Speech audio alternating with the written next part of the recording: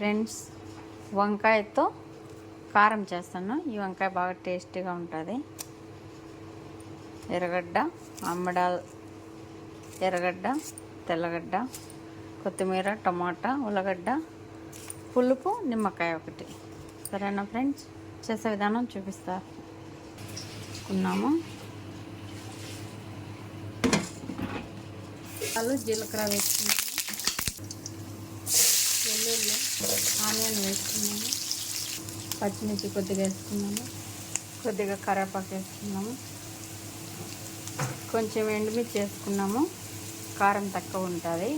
బజ్జి మిరపకాయలు అవి బాగా వేగింది. ఎర్రగడ్డ, తెల్లగడ్డ ఫ్రెండ్స్, వంకాయ వేసుకున్నాము. వంకాయ కొద్దిగా వేగినాక ఫ్రెండ్స్ ఉల్లగడ్డ, టమాటా ఒకటి వేసుకున్నాము.